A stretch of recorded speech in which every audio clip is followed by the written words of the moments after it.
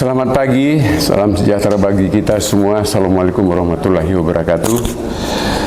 Perkenalkan, nama saya Dahlan Sinaga, kalau lengkapnya Dr. Dahlan Sinaga SHMH.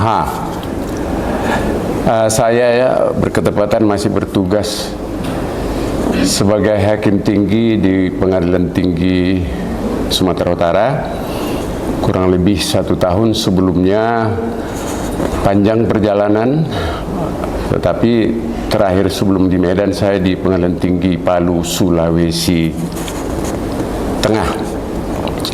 Pada kesempatan ini saya diundang oleh rekan saya dari Universitas Medan Area untuk memberikan materi kepada PKPA.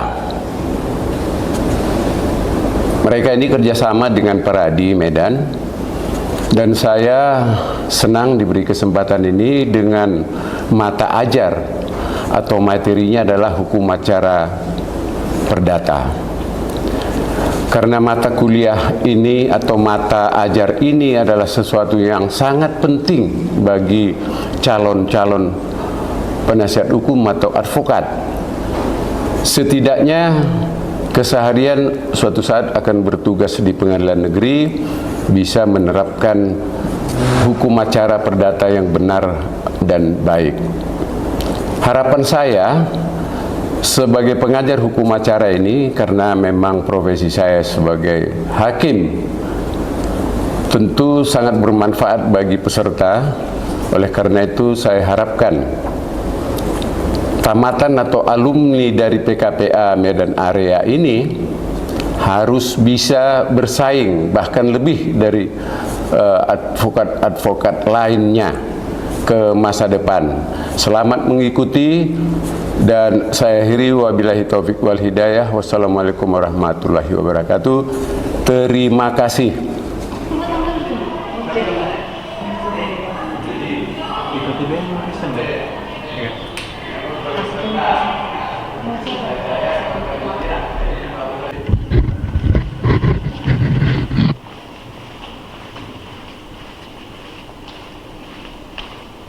Sedikit riwayat pendidikan dari Bapak Dahlan, yakni menempuh S1 di Universitas Sumatera Utara pada tahun 1985 dan pasca sarjana di IPLAM Jakarta pada tahun 2003 dan mengambil gelar doktor di Universitas Jayabaya pada tahun 2015. Dan pengalaman Bapak ini, Bapak Dahlan sudah menjadi hakim sejak tahun 1990.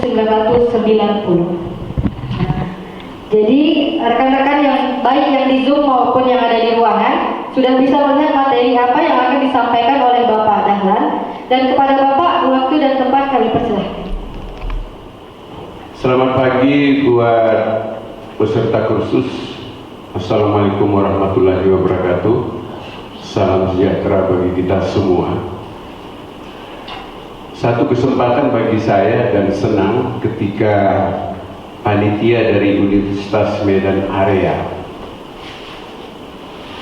menunjuk saya untuk mengajari atau katakanlah dulu untuk sharing mata ajar hukum acara perdata. Dan memang saya sendiri adalah sebagai hakim tentu berkompetens.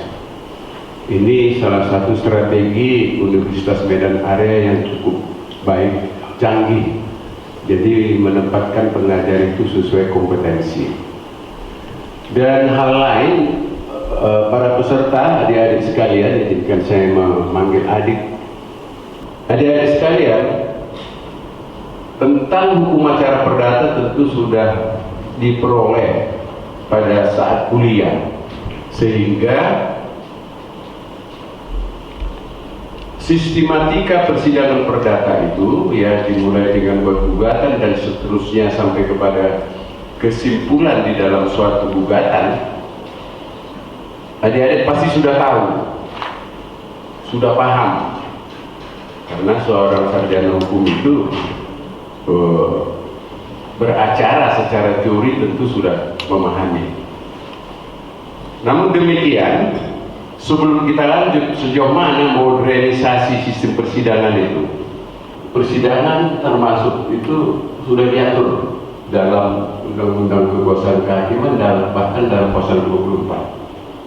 Kemudian ada undang-undang lain. Nah ini kalau boleh, karena adik-adik besok akan menjadi advokat atau penasihat hukum mungkin di suatu perusahaan, bahkan mungkin mengikuti kegiatan lain.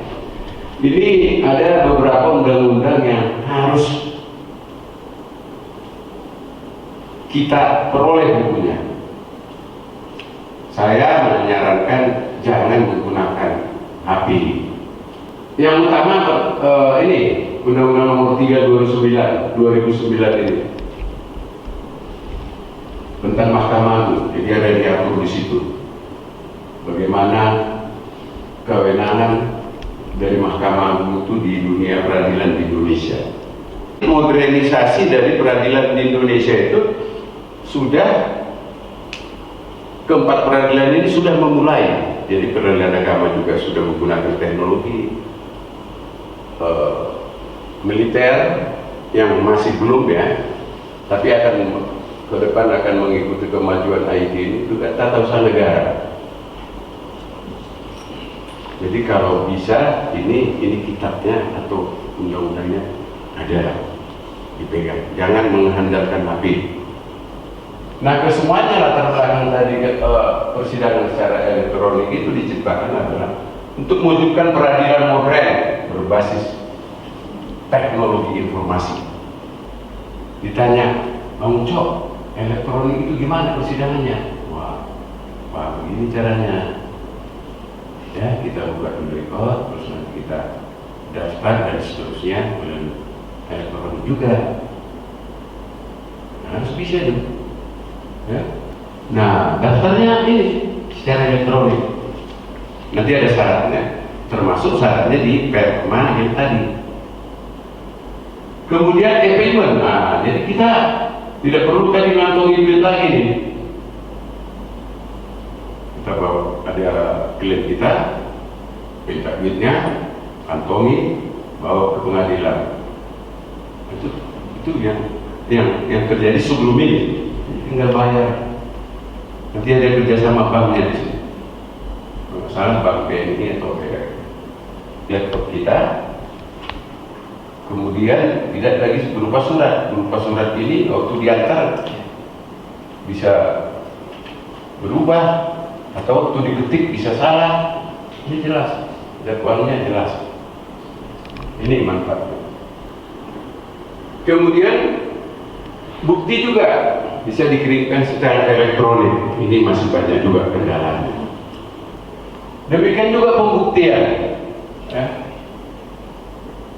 Untuk dokumen, bukti dan sebagainya, surat-surat ya tentu syaratnya tetap. Jadi kalau surat misalnya surat kuasa kita perlu materai. Kalau menggunakan prosedur lama atau masih manual, itu berita acaranya harus ditulis. Demikian putusan ini dibacakan tanpa hadirnya pihak penggugat misalnya. Nah, kalau ini dianggap hadir. Nanti permohonan intervensi diperiksa sesuai dengan ketentuan hukum acara yang berlaku. Ya. Jadi acara yang berlaku intervensi apa?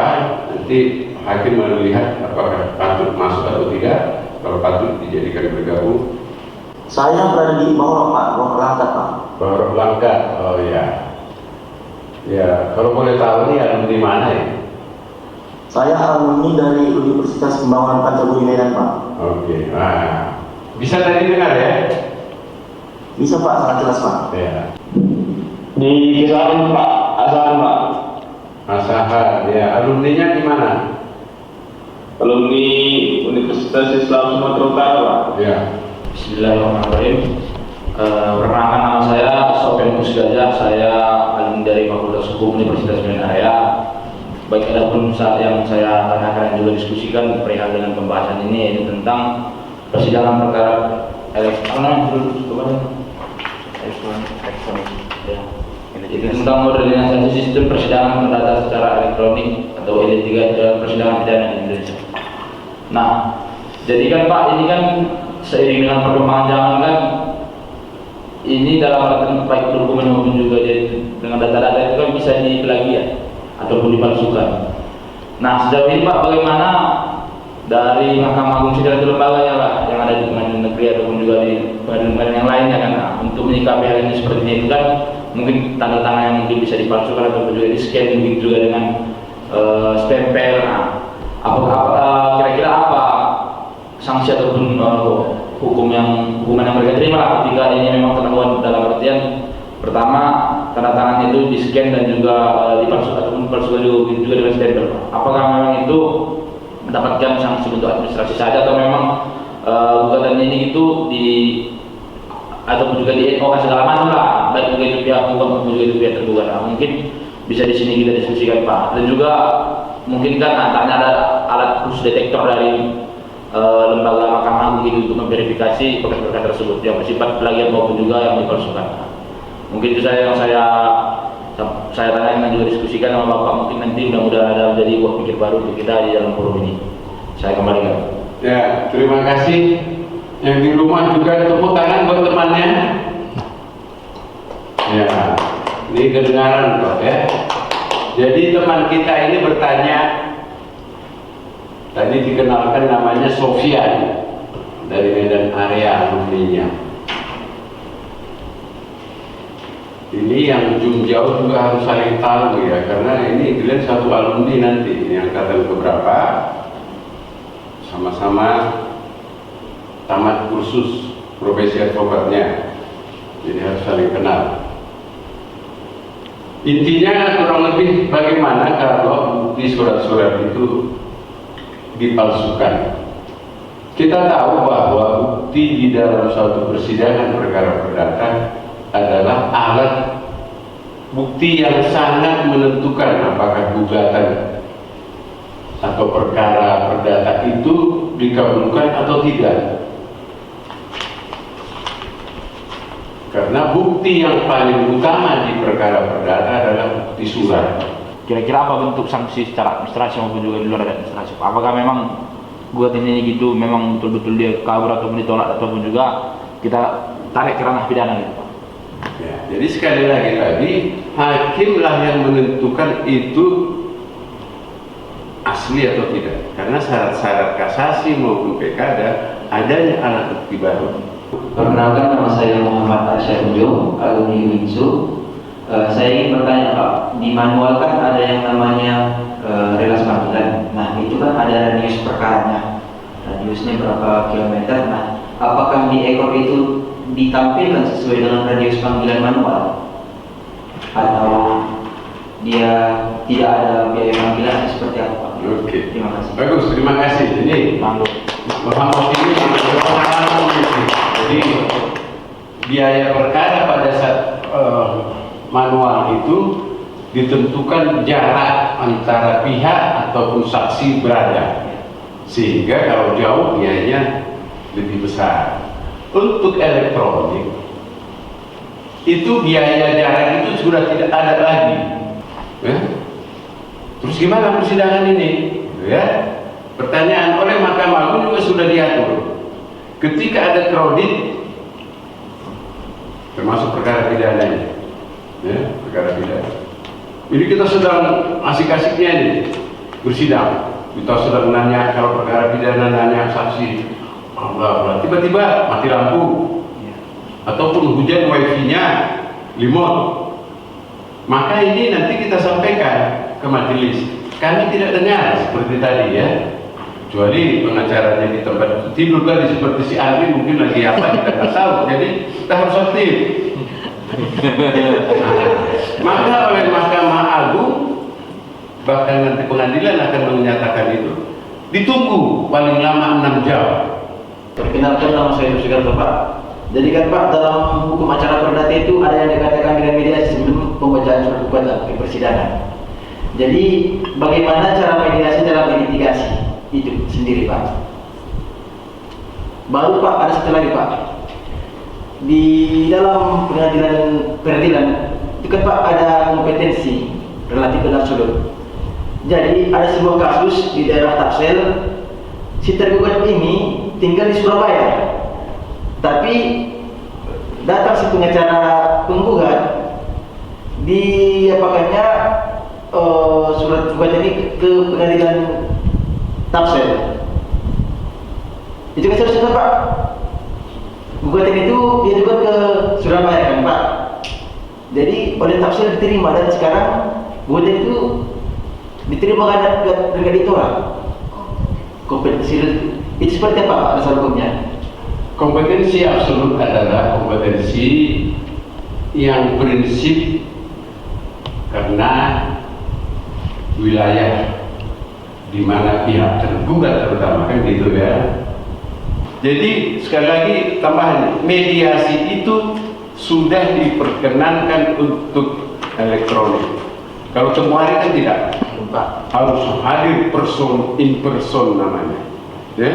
Apabila tidak diketahui di mana tempatnya, namun ketika dikonfirmasi dia sedang berada di luar kota, itu kan ada pemanggilan. Nah, itu apakah bagaimana proses mohon bantuan ke pengadilan negeri di tempat dia bertinggal sekarang untuk memanggil dia untuk datang ke pengadilan? Secara elektronik. Secara elektronik. Nah, ketika mendaftar tadi kan gitu. Jadi ada punya klaim ingin berperkara dan sekaligus diselesaikan dengan elektronik. Oleh pengadilan kita mendaftar tadi pertama ya sebagai pengguna, udah diminta itu nomor HP pengacaranya, nomor HP klaimnya, WA-nya, ya sudah. Maka setelah diminta, tentu ketiga pemanggilan tadi sudah masuk kan. Lihat aja kita HP atau laptop kita. Dia di mana? Akan lihat. Kita wajib lihat itu.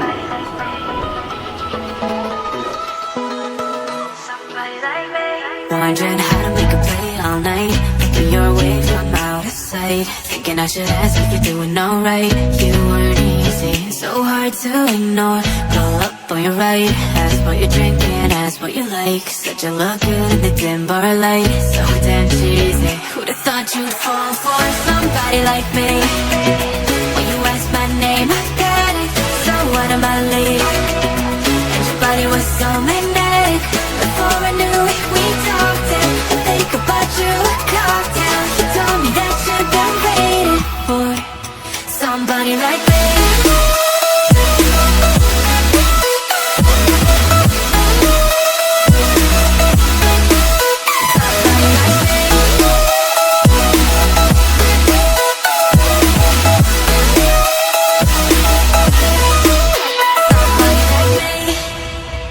Took you out and showed you the city. How'd you let somebody so pretty's what they said to me. Yeah, that's what they said to me. Well, they told me I didn't stand a chance, yeah. Things value, had you at a glance, yeah. Nobody ever asked if you could dance, yeah. Well, only one who did that was somebody like me.